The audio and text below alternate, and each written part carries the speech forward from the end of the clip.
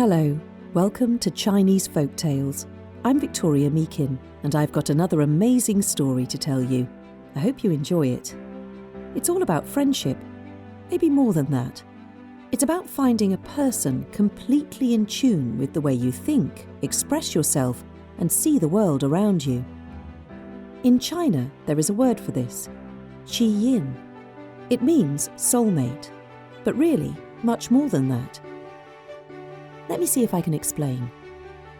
With a story, of course.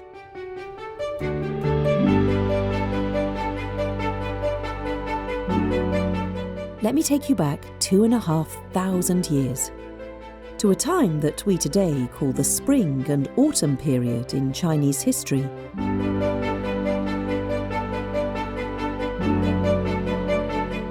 There were many small states. Some lived in peace, others fought wars.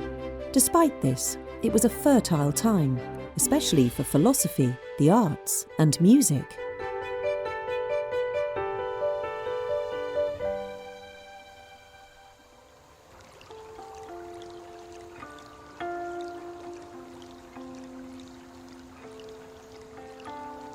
Many artists and musicians took their inspiration from the natural world they saw all about them, the clear waters and the green mountains, a treasure trove of beauty and harmony.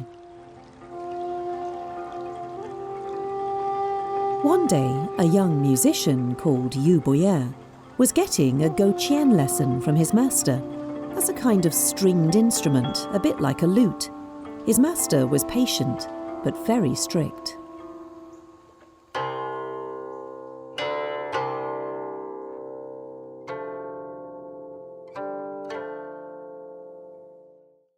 What do you think, Master? Good, but you still have a long way to go. Master, I'm trying my best. I've mastered all the sounds and styles a gouqian can make. I've learned all the songs you gave me off by heart. What more can there be to know? But the master simply smiled and urged him to continue playing. He walked silently around him, breathing in the cool, clean air deeply, and watching the birds gathering on the eaves of his house. Beyond, the mountains rose majestically into the blue sky. Day after day, the young player practiced, and at the end of each of those days, the master would simply say, "Better, but still not quite good enough. I know you can do better. Come back tomorrow, and we'll try again." Boya was angry. Maybe not angry, perhaps more frustrated. On his way home, through the streets, he would stop total strangers and ask them to listen to his music. Please, just a moment of your time. Listen to this. Tell me what you think.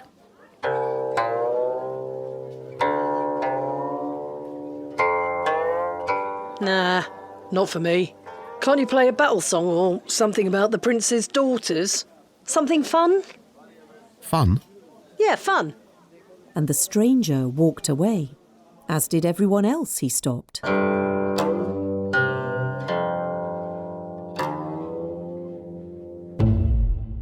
Next day he returned to his lesson and told his master what he had done, how downtrodden he felt, and how he wanted to give up the gouqian and find another job. The master listened to what he had to say, closed his eyes, and thought for such a long time that Boya thought he had fallen asleep. Even my master thinks I'm boring. But just at that moment, his master's eyes opened suddenly, like he'd arrived at a very important decision. "Here's what we'll do. Tomorrow morning, pack an overnight bag, some food, and a fishing rod. Oh, and your gouqian. Where are we going? I am taking you to meet my own master, the greatest master who ever lived."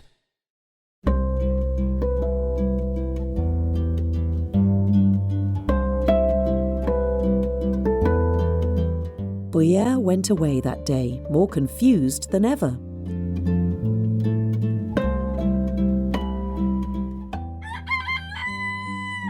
But he did as he was told, and arrived at his master's house the next day, just as the cock was crowing and the first rays of sunshine were breaking through the tall trees that lined the mountains to the east.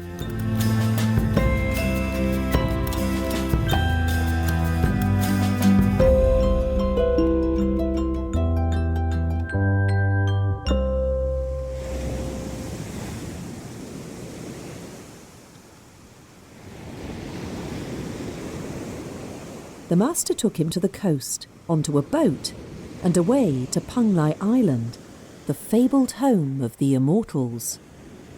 Right. You stay here. My master will be along shortly. And then he ran down to the beach, jumped into his boat, and sailed away. Oh, that's unexpected. Boya waited several days, but his master didn't come back, nor did anyone else. Why would my master trick me like this?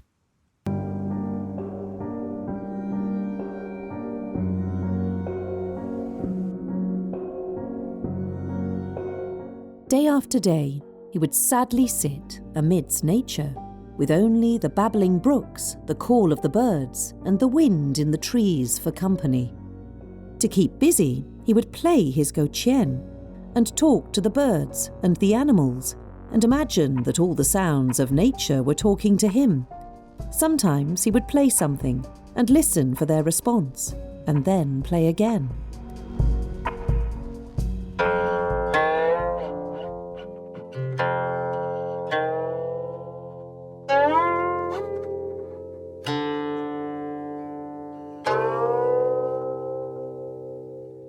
One day there seemed to be no difference between the music he played and the sounds he heard all around him. He had become one with the natural world. Eventually, his master returned. Where on earth have you been? Abandoning me here like that, it's not funny. I didn't sign up to be your student just so you could play tricks like that. But the master simply smiled and sat on a rock. Play me some music. And Boya did. Something he had written on the island, inspired by the natural world around him. A sweet and soulful song that seemed to be part of the landscape that surrounded them both. When he'd finished, the master smiled. Immediately, Boya realized what he'd done. Now I understand. You have learned from the best teacher there could ever be. Now you are an accomplished guqin player, and there is nothing more that I can teach you. But let me warn you, there are always two sides to every copper coin. An accomplished player should always find an audience who understands their music. Boya waved a fond farewell to his great teacher, the natural world of the island, but was troubled by the words of his master.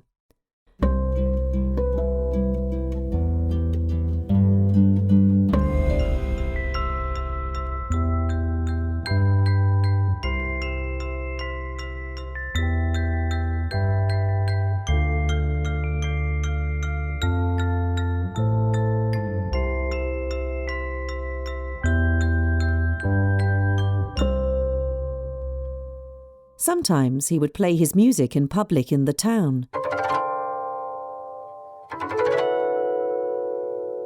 But not everyone liked it.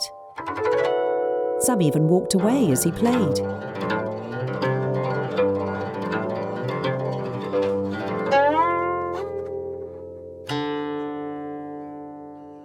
One day, Boya decided to take a boat along the river. He wanted to enjoy the birds and the trees, smell the air and gaze upon the majestic mountains. But not long after he set off, there was a torrential rainstorm.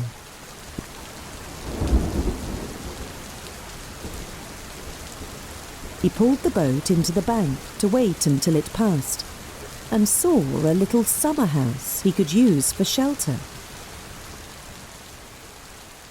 Sitting in the little wooden hut, he listened to the rain and felt the excitement of inspiration.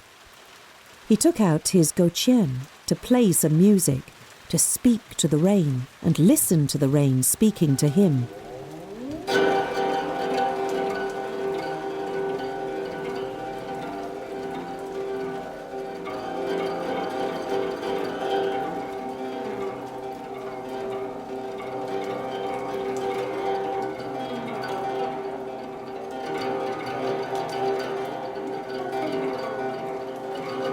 After a while, he realised someone was watching him.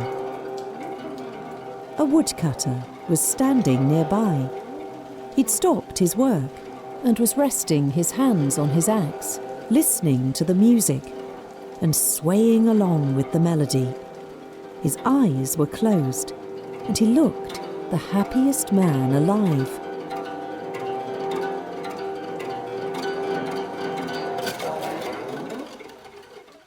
When he stopped, the woodcutter said, No, please don't stop. Play another.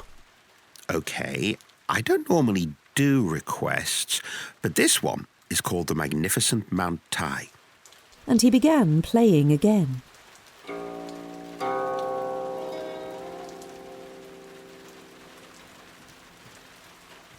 And once again, the woodcutter seemed to be transported by the music, tears coming to his eyes. When he stopped playing, the woodcutter stepped nearer. When you play, I could hear the dignity of the mountains, the roar of the rivers and the whispers of the wind through the trees. Boya immediately ran towards the woodcutter and hugged him. Steady on. I've never met anyone who so fully understood my music as you do. You've made me so happy.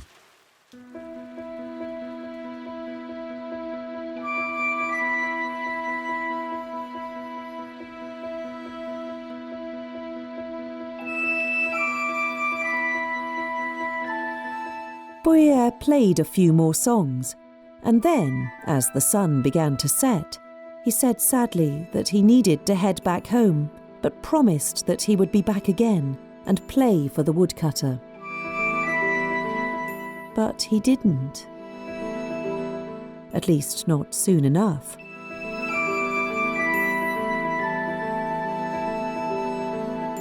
Filled with confidence, he played concert after concert, and everyone wanted him to play.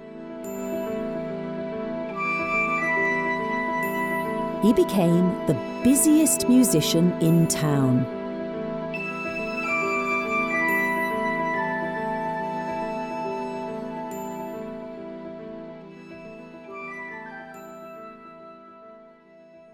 One day he remembered the woodcutter and took a boat down the river to find him. But when he reached his village, the people there told Boya that the woodcutter had died not long before of an illness, a sadness and a longing. They said his last wish was to hear the music of Boya played on the goqian. I will play for my dear friend. And he played the saddest song he had ever played in his life, for he knew that he had lost a soulmate, a true friend, someone who had totally understood his music.